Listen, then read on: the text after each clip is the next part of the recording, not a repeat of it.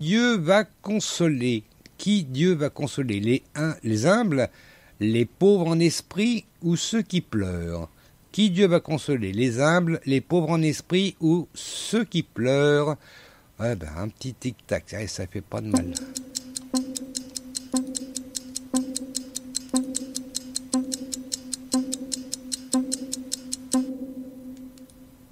Les pauvres en esprit. Les pauvres en esprit... bah non. Oh. Je me doutais, j'avais pensé aux humbles. Bah non, on console ceux qui pleurent. Ah bon? Bah ouais. Bah attends, quand quelqu'un pleure, non, petit. Bon, on le console.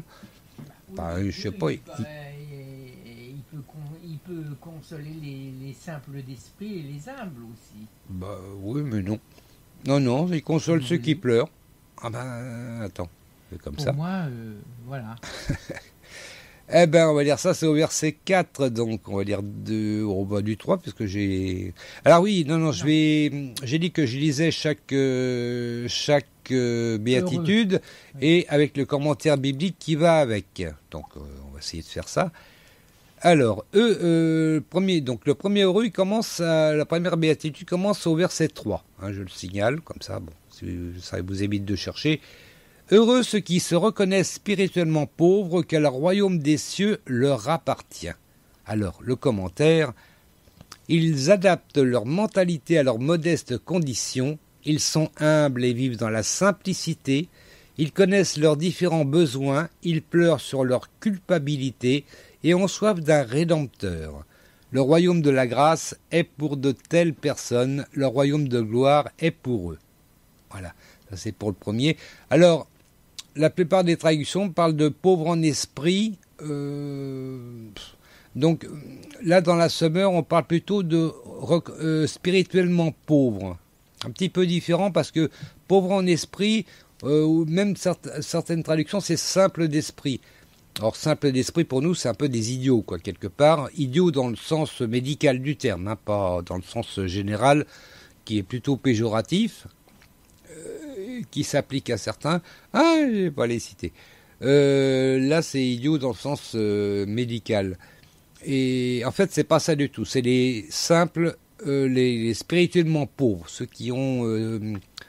Alors, pour moi, ça s'applique aussi, d'une certaine façon, quand on dit simple d'esprit, c'est ceux qui cherchent pas trop la complication, vous voyez, ceux qui ont un esprit droit, simple... qui divergent pas et tout ça. Vous voyez ce que je veux dire? Je sais pas, mais bon, hein? Non? Bon. Ah ben, pas plus. Allez, heureux ceux qui pleurent, car Dieu les consolera. Alors, le commentaire biblique, il semble qu'il s'agisse ici d'un chagrin issu de la piété, celui qui produit la vérité, repentance, la vigilance vis-à-vis du mal, un esprit contrit, une dépendance continuelle à la miséricorde de Dieu en Jésus-Christ, avec une recherche constante du Saint-Esprit et de la sanctification. Le ciel est la joie de notre Seigneur, une montagne de joie vers laquelle nous conduit notre chemin à travers une vallée de larmes. Ceux qui sont ainsi affligés seront consolés par leur Dieu. Voilà, par Dieu, pourquoi par leur? Moi, je ne sais pas. Ensuite, heureux ceux qui sont humbles, car Dieu leur donnera la terre en héritage. Alors, heureux ceux qui sont... Alors, dans d'autres traductions, on parle de... Oh, c'est curieux, c'est pas tout à fait pareil. C'est marqué heureux ceux qui sont pleins de douceur, les doux, les débonnaires. Heureux ceux qui sont pleins de douceur, les doux, les débonnaires sont ceux qui se soumettent en toute quiétude à Dieu. Ils peuvent supporter l'insulte, ils restent silencieux ou répliquent par une réponse pleine de douceur. Ils savent dans leur patience garder leur âme, alors qu'ils ne savent garder d'autre chose qu'avec peine. Ces débonnaires sont heureux. Là, ça correspond plutôt à heureux ceux qui sont humbles, je crois, hein, parce que bon, heureux ceux qui pleurent, ça ne correspond pas tellement. Hein. Enfin, bref. Donc, heureux ceux qui pleurent, car Dieu les consolera, c'est au 4e verset. Heureux ceux qui sont humbles, car Dieu leur donnera la terre en héritage. Devons-nous être heureux d'être insultés? Oui ou non, devons-nous être heureux d'être insultés? Allez, tic-tac.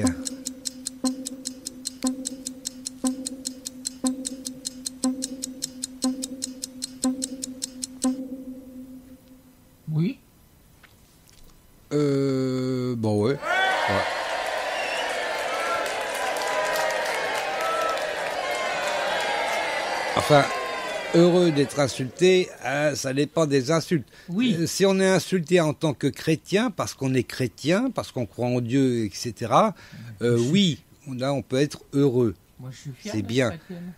Mais si on vous insulte en dehors de ça, non, Oui, peut-être pas. Faut pas exagérer non plus. Jésus, quand il parle de ça, il rattache ça au fait qu'on croit en Dieu et qu'on est chrétien. Pour le reste, non, ça n'a rien à voir. Voilà. Bon, on va continuer nous heureux, du coup. Donc, on a vu heureux ceux qui pleurent, car Dieu les consolera. Heureux ceux qui sont humbles, car Dieu leur donnera la terre en héritage. Heureux ceux qui ont faim et soif de justice, car ils seront rassasiés. Alors, hop, commentaire. Faim et soif de justice. Voilà, le terme justice concerne ici toutes les bénédictions spirituelles. Celles-ci sont acquises pour nous par la justice de Christ, confirmée par la fidélité de Dieu. Nos désirs de bénédiction spirituelle doivent être fervents, bien que tous les désirs d'obtention de la grâce ne soient pas perçus en tant que tels par le monde. Ils permettent de voir la gloire de Dieu, car il ne nous abandonnera pas, nous qui sommes l'œuvre de ses propres mains. Voilà. Je rappelle que c'est les commentaires qui sont dans le topbible.topchrétien.com sur Matthieu chapitre 5. Voilà, je le précise. Donc, heureux ceux qui ont fait de justice, car ils seront rassasiés. Heureux ceux qui témoignent de la bonté, car Dieu est bon pour eux. Heureux ceux dont le cœur est pur, car ils verront Dieu. Heureux ceux qui répandent autour d'eux la paix, car Dieu les reconnaîtra pour ses fils. Heureux serez-vous quand les hommes vous insulteront et vous persécuteront, lorsqu'ils répandront toutes sortes de calomnies sur votre compte à cause de moi. Vous voyez, c'est à cause de moi, à cause donc de Jésus. Je répète, heureux serez-vous quand les hommes vous insulteront et vous persécuteront, lorsqu'ils répandront toutes sortes de calomnies sur votre compte à cause de moi. Donc si c'est à cause d'autre chose, c'est pas pareil. Vous êtes peut-être moins heureux, c'est normal. On arrive au verset 12. Alors, je regarde si j'ai pas de questions sur le verset 12. Non, ça va. Oui, réjouissez-vous alors et soyez heureux, car une magnifique récompense vous attend dans les cieux, car vous serez ainsi comme les prophètes d'autrefois. Eux aussi ont été persécutés avant vous de la même manière. Voilà. Quelque part, c'est le même heureux, le du 11 et du 12, puisque ça concerne le même sujet, la persécution, les insultes, etc. Parce que les prophètes, eux aussi, ont été persécutés, ont été insultés, etc. C'est vrai que beaucoup de prophètes annonçaient généralement des malheurs aux gens. Bon, donc les gens, ils aimaient pas trop quand même. Bon, c'est comme ça que vous voulez.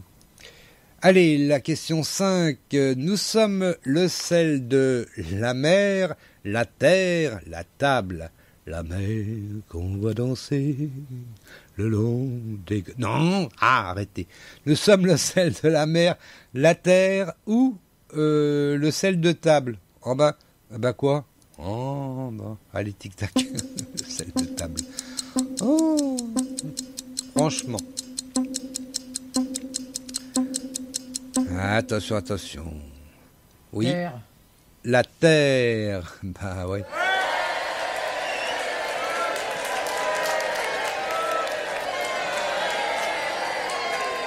Le sel de table. Oh là là là là là. Enfin bref. Alors c'est au verset 13. Comme j'ai lu le 12, je lis qu'un seul verset.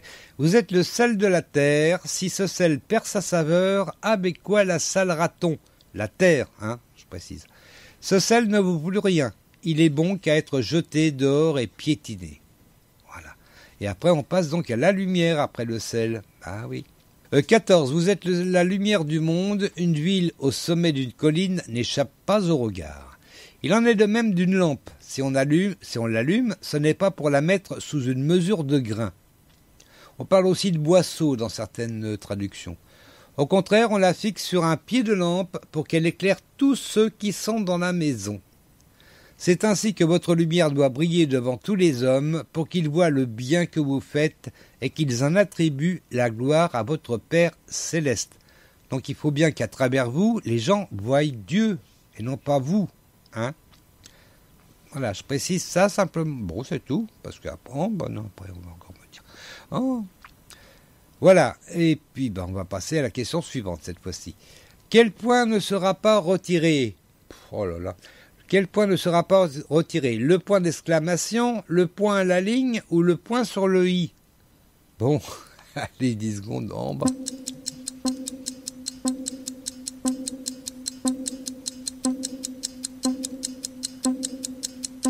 Quel point ne sera pas retiré? Le point d'exclamation, le point à la ligne ou le point sur le i? I. I. Eh ben oui. Allez. Oh.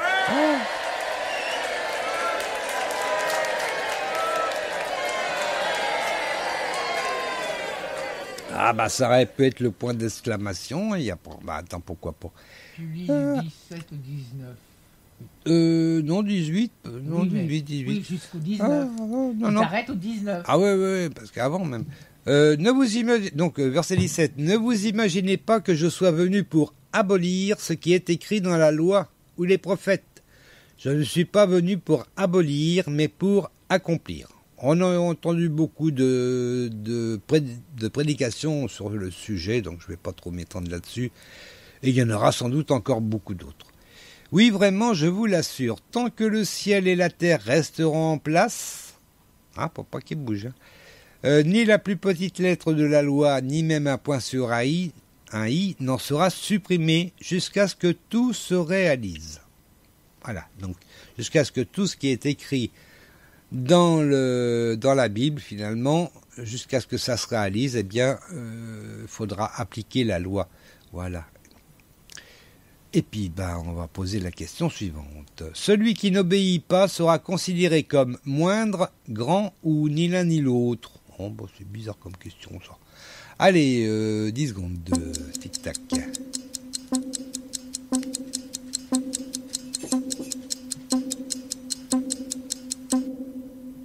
Moindre. Moindre, exactement. On applaudit, bah oui. Moindre.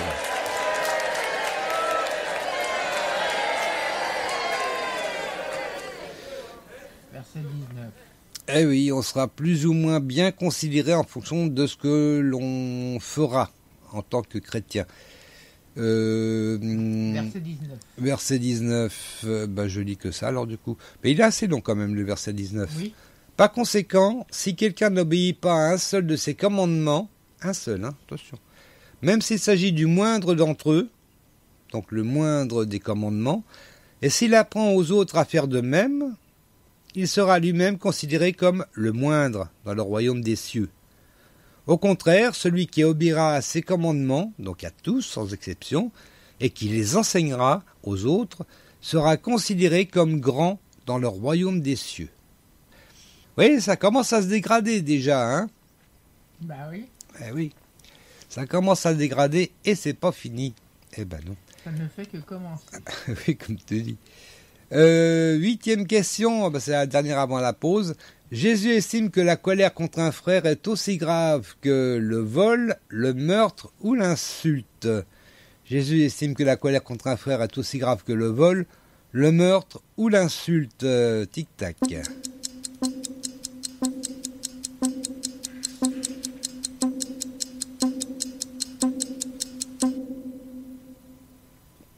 Voilà. Donc. Oui. T'as dit? On va recommencer. Jésus estime que la colère contre un frère est aussi grave que le vol, le meurtre ou l'insulte. Je dirais l'insulte. Tu dirais l'insulte. Ah ben non. Il y avait une chance sur 3 là quand même. Bon, allez, 21, 22, oui. Donc je vais lire à partir du 20 jusqu'au 22. Ah oui, Jésus, Jésus, à partir de ce niveau-là, il met la barre très, très, très haute. Et on verra qu'au dernier verset, la barre est tellement haute que je crois que personne ne pourra se voir dans ce qui est écrit. On verra ça à la fin. Donc, verset 20 d'abord. « Je vous le dis, si vous n'obéissez pas à la loi mieux que les spécialistes de la loi et les pharisiens, pourtant ils n'aimaient pas trop, mais bon,